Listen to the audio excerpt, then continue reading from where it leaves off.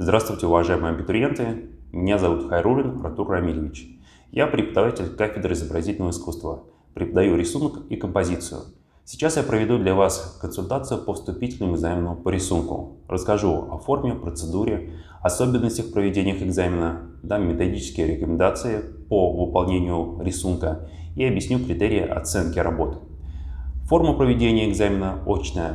Место проведения – город Уфа, улица Ленина, 20, корпус номер 1, второй этаж. Ориентир – это кирпичная арка, справа от нее будет вход в корпус.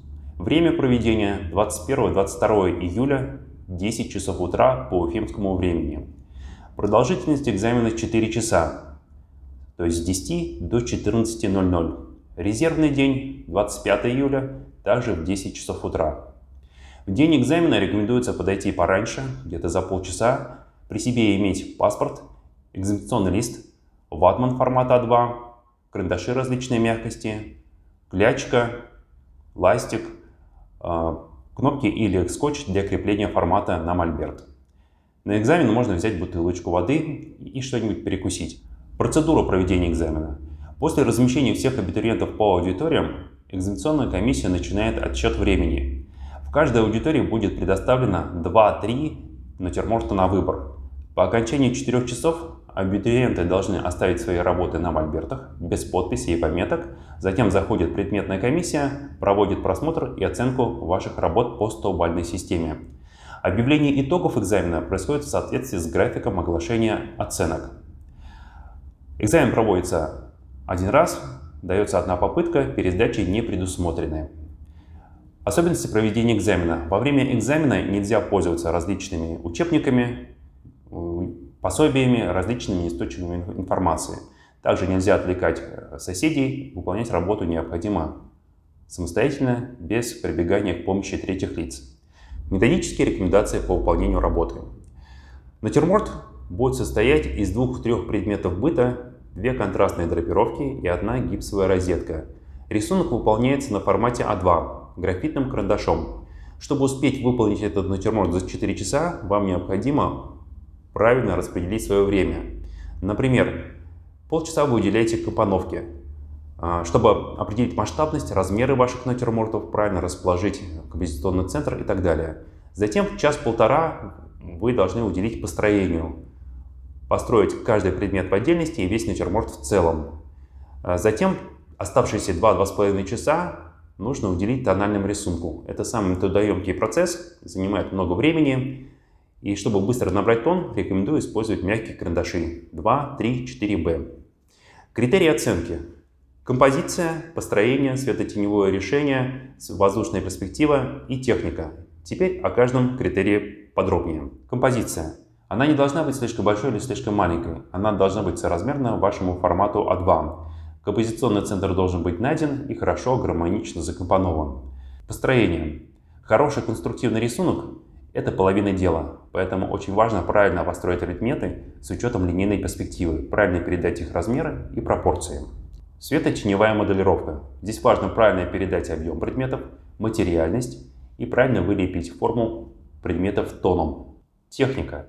Здесь мы оцениваем умение владеть карандашом, штриховать по форме, оцениваем ваши технические навыки. Общая оценка выражается в баллах по 100-бальной системе. Если все вышеперечисленные требования были выполнены, вы получаете максимальный балл – 100 баллов.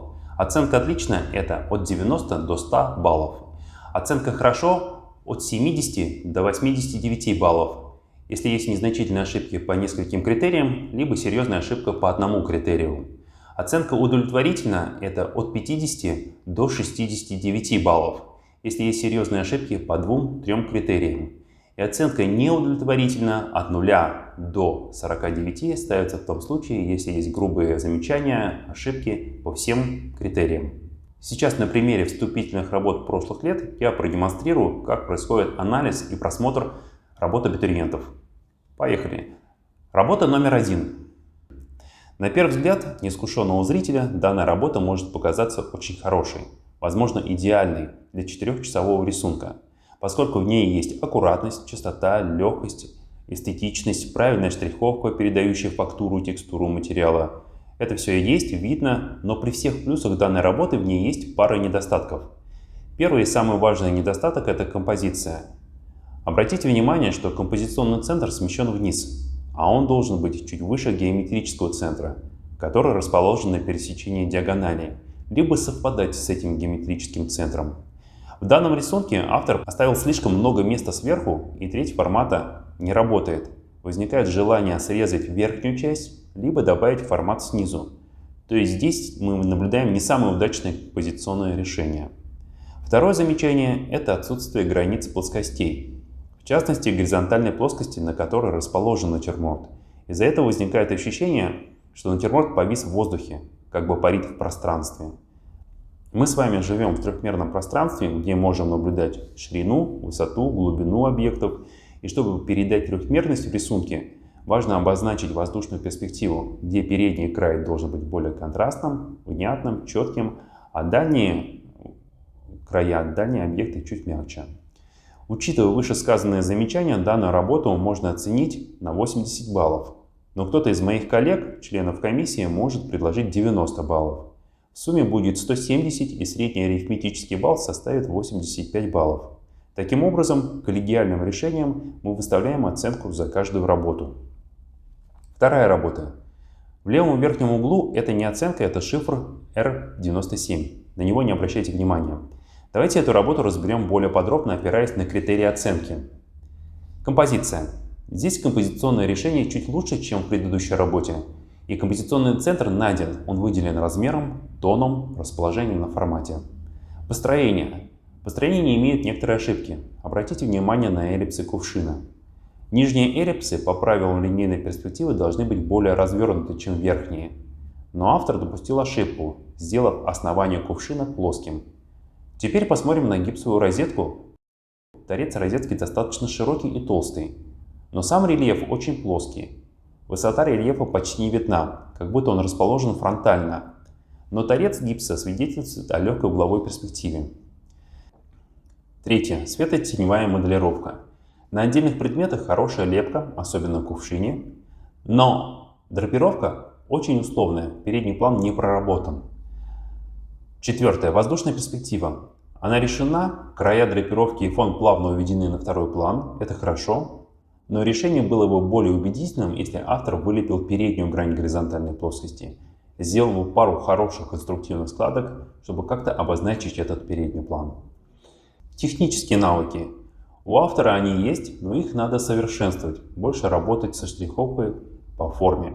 Эту работу можно оценить в диапазоне от 70 до 75 баллов. Работа номер 3. Это яркий пример работы, когда абитуриент не рассчитал время и, как следствие, не успел завершить рисунок. Поэтому очень важно правильно распределить время. Полчаса выделяем на компоновку натюрморта, определяем масштабность, основные пропорции предметов и их расположение на формате. Затем час-полтора выполняем построение. И оставшееся время посвящаем тональному рисунку. По данной работе могу сказать, что автор великолепно справился с композицией, отлично построил натюрморт, хорошо начал работу в тоне, видно, что он умеет штриховать, имеет художественную подготовку и хорошую технику. Но объективно работа не закончена и имеет чувство незавершенности. Учитывая все плюсы и один недостаток, эту работу можно оценить в диапазоне от 80 до 90 баллов. Следующие два примера – это отличные работы, в которых выполнены все требования, предъявляемые к вступительным рисункам. Работы были оценены комиссией в диапазоне от 90 до 100 баллов.